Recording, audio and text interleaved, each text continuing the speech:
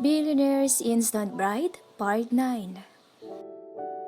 Kinabukasan ay maaga akong gumising para maghanda dahil maaga raw akong ihahatid ang tauhan ni Mr. Muller pabalik sa probinsya namin at nang makapagpaalam na ako sa mga magulang ko. Mabigat man sa loob na magsinungaling sa kanila, wala naman akong magagawa. Kailangan ko tong gawin para sa kapakanan nila, para sa mas makakabuti sa kanila. Nang matapos akong maligo ay nagbihis muna ako ng pambahay dahil kailangan ko pang magluto ng umagahan. Wala kasing kasambahay sa malaking mansyon na to. Mamaya pa raw ang dating ng mga kasambahay na parte rin ng pagpapanggap namin. Napapailing na lang ako sa tuwing naiisip ko ang mga ginagawa ni Mr. Muller para lang makumbinsi ang lolo niya na may asawa na siya at nakapag-settle down na to. Ibang klase rin kung manloko tong mga mayayaman eh. Daig pa ang mga nagsushooting ng pelikula. Pagkababa ko ng kusina ay naganap ako ng pwedeng maluto. Nataranta pa ako nang wala akong makitang ref. Yun pala ay yung bakal na cabinet na nakita ko ay siya mismong refrigerator ng mansyon. Napaawang na lang ang bibig ko dahil sobrang laki nito. At nang buksan ko ay punong-puno to ng lamang prutas, inumin, pagkain at kung ano-ano pa na hindi ko pa nakikita sa tanang buhay ko. Kumuha na lang ako ng itlog, hotdog at pati bacon na rin dahil hindi pa ako nakakatikim doon. Pagkatapos ay nagsaing na ako sa rice cooker at sinimulan ng lutuin ng ulam.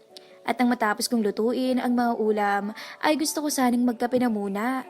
Pero hindi ko na lang itinuloy dahil hindi ko naman alam kung paano gamitin ang machine na may label na coffee maker.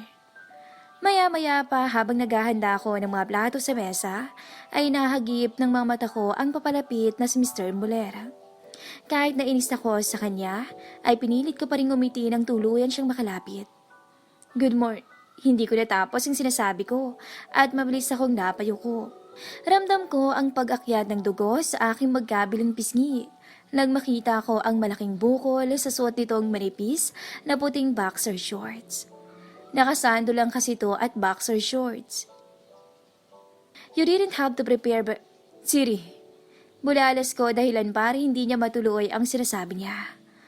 Pwede po bang magsuot kayo ng shorts? Suwestyon ko at mas lalo kong namula. Pagkasabi ko noon ay narinig ko ang malutong niyang mura bago siya mabilis na umalis. Nakagat ko na lang ang labi ko dahil sa hiya. Alam kong normal lang sa mga kalalakihan ang mga ganoon tuwing umaga, pero ang dahilan kasi ng pamumula ay kung gaano kalaki ang bukol sa boxer shorts ni Mr. Muller. Kahit saglit ko lang yun nakita, ay alam kong hindi ganoon ang tipikal na umbok sa mga kalalakihan. Napailing na lang ako at hindi na yon inisip pa. Matapos ang ilang minuto, ay bumalik na siya at nakasuot na ng itim na roba. Again, you didn't have to make breakfast. Pwede naman kumain na lang kayo sa labas. Sambit niya sa akin. Nasanay lang po, sir. At isa pa, sayang naman po kung gagastos pa ako sa pagkain kung meron naman rito sa bahay niyo. Sagot ko sa kanya. Pangdalawahan nga po pala ang inihanda ko. Kaya umupo na rin kayo at kumain na. No, I'm okay. Walang emosyon niyang sagot. You should get prepared. Any minute from now ay darating nang maghahatid sa'yo sa inyo. You should leave as soon as possible, bago pa man maisip ng lolo ko na bumisita rito sa bahay. Dagdag niya at tatalikod na sana nang pigilan ko siya. Sir, tawag ko. Nang lumingon siya sa akin ay mabilis kong ibinaling ang tingin sa coffee maker. Kasabay ng pag-iinit ng magkabilang pisngi ko. Pwede ho bang magpaturo kung paano gamitin yung machine na yan? Gusto ko po kasing magkape para mainitan yung tiyan ko. Seryoso ka ba? Mas lalo akong namula dahil sa naging tugon niya. Nahihiya man ay marahan akong tumango. Yes po. Just how poor are you? Kunot noong tanong niya sa akin bago siya lumapit. This is how you use it. Hindi ko na lang pinansin ang unang sinabi niya at nag-focus na lang ako sa instruction niya. Mabilis naman akong natuto dahil madali lang pala yun. Pinindot-pindot lang at may kape na. Pagkatapos niya akong turuan, ay umalis na siya nang hindi man lang ako hinihintay na makapagpasalamat. Matapos kong kumain ay nagbihis na rin ako at inihanda ang sarili ko. Hawak-hawak ko ang 100,000 na paunang bayad sa akin ni Mr. Muller. Pero hindi ko to ibibigay ng buo sa mga magulang ko para hindi sila magduda sa akin. Paunti-unti ko lang ibibigay sa kanila para maisip nila na galing talaga yon sa sweldo ko. Kinuha ko ang cellphone ko at napangiti nang makita ang family picture namin sa lock screen. Para sa inyo to, Ma, Papa. Bulong ko sa hangin bago ko nilagay sa maliit na bag ang cellphone ko. Bago ako lumabas ng kwarto at dumiretso sa sala kung saan naghihintay si Mr. Muller. Pagkababa ko ay hindi na lang si Mr. Muller ang naroon kundi pati na rin ang kaibigan niyang si Logan. Tiningnan ko lang siya dahil wala talaga ako sa mood para batiin siya ng magandang umaga. Isa siya sa rason kung bakit nasa ganitong sitwasyon ako at hindi ko alam kung makakalimutan ko pa ba ang ginawa nila sa akin.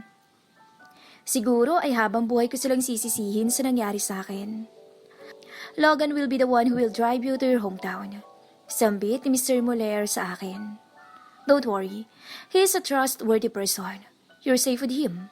Paninigurado niya sa akin bago siya tumingin sa kaibigan. Ikaw nang bahala sa kanya. Pupunta na ako sa opisina. Dagdag niya at agad na umalis nang hindi man lang kami hinihintay na makapagsalita. Maya-maya pa ay bumaling sa akin si Logan at hilaw na umiti. Shall we? Tumango lang ako sa kanya at tahimik na sumunod. Wala talaga akong plano na kausapin siya dahil naiinis talaga ako kapag nakikita ko ang pagmumukha niya at ng dalawa pa niyang kaibigan. Ang sarap nilang pag-umpugin. Miss Christine, tawag sa akin ni Logan nang makalabas kami ng bahay. Pagkatapos ay lumingon siya sa akin. I would like to apologize for what we did. Anya bago iniyo ko ang kanyang ulo. I know it was our fault. Why you ended up in this situation. Why you were dragged into our mess. So, I humbly ask your forgiveness. Sincere niyang dagdag. Hindi ko naman inaasahan na sasabihin niya sa akin ang mga salitang yun. Hindi ko talaga naisip, kaya naman hindi ako nakapag-react agad. Huminga ako ng malalim. Alam kong wala na rin namang mangyayari kung magagalit pa ako sa inyo eh. Dahil nangyari na ang pwedeng mangyari. At hindi na ako makakawala pa sa mga kamay ni Mr. Muller hanggat hindi ito natatapos. Siguro ang gawin niyo na lang para makabawi sa akin ay tulungan si Mr. Muller na magtagumpay sa mga plano niya. Mahinaon kong sambit sa kanya. Dahil yun na lang ang naiisip kong pinakamagandang pwede nilang gawin para sa akin. Sa oras na magtagumpay si Mr. Muller ay paniguradong makakalay na rin ako sa mga kamay niya. Thank you, Miss Christine. Again, I sincerely apologize, especially for hitting your knee. Nanangkit ang mga mata ko sa sinabi niya. Pinaalala mo pa sa akin? Nainis tuloy ako. Hilaw siyang gumiti at nagkamot ng batok. Sorry. Huwag na natin pag-usapan pa. Mas mainam na umalis na tayo dahil malayo-layo pang sa amin. Sabi ko na lang sa kanya. Tumango lang siya sa akin bago ako pinagbuksan ng pinto. Pagkatapos ay siya namang pagpasok niya sa driver's seat at agad na pinaandar ang sasakyan. Halos buong biyahe ay tahimik lamang ako. Maging si Logan ay hindi rin nagsasalita. Tanging ang tugtog lang sa radyo ng kotse ang nagsisilbing ingay sa pagitan naming dalawa. Pero paminsan-minsan ay nag-uusap kami lalo na kung tinatanong niya kung tama ba ang dinadaanan namin. Nakadepende lang kasi siya sa Google Maps sa cellphone niya. At matapos nga ang halos 2 oras na biyahe ay nakarating na kami sa bayan ng San Agustin. Dito mo na lang ako hintayin sa terminal, Logan.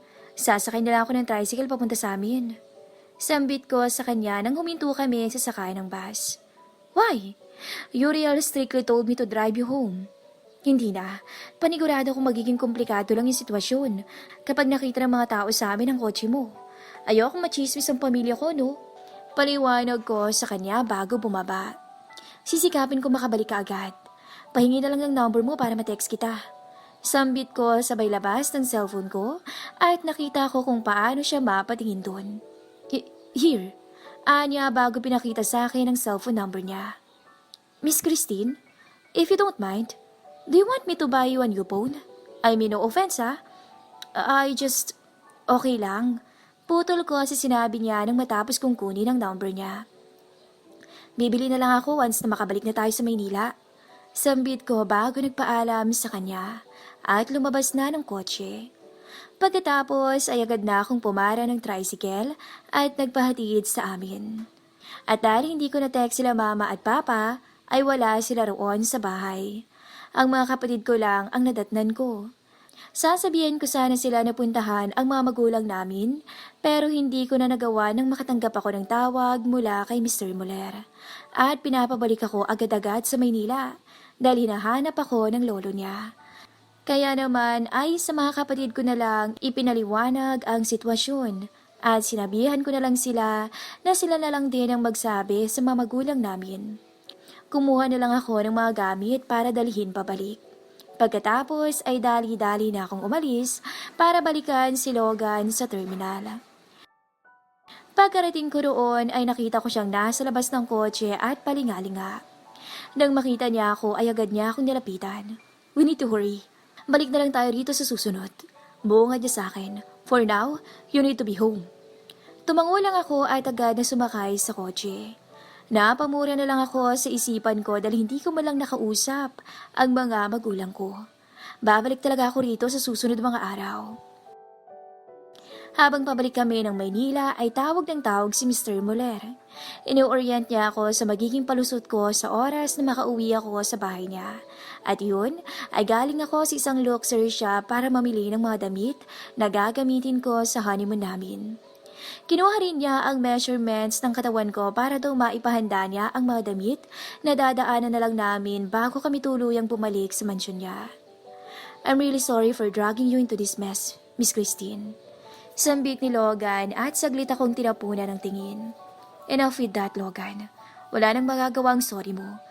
Tumulong ka na lang na magtagumpay ang plano ni Mr. Muller at nang hindi tuluyang masira ang buhay ko. Sambit ko sa kanya bago humugot ng malalim na hininga. Buong biyahe akong hindi mapakali dahil nadamay na rin ako sa pagpapanik ni Mr. Muller. Kulang na lang ay lumabas siya sa screen ng cellphone ko at hilahin ako papunta sa kung nasaan man siya. Nang madaanan namin ang mga damit na inihanda ni Mr. Muller ay agad na kaming dumiretso sa mansyon niya.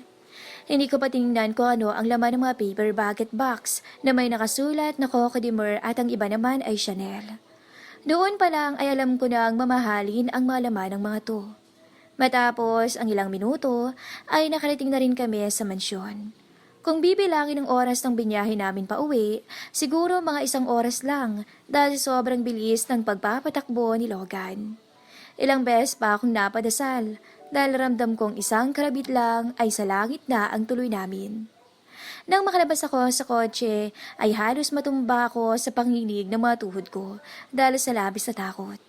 Ilang saglit pa ay lumabas na si Mr. Muller kasama ang 2 kasambahay at todong ngiti siya sa akin.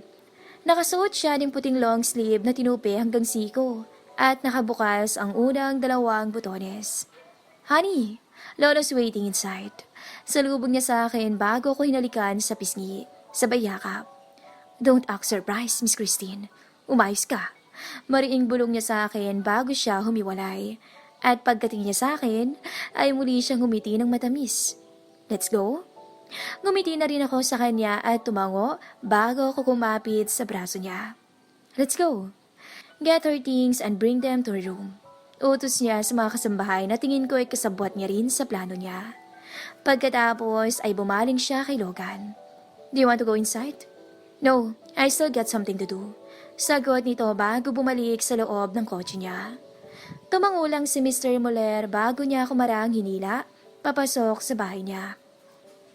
Napabunga na lang ako ng hangin dahil magsisimula na talaga ang buhay mag-asawa namin ni Mr. Muller.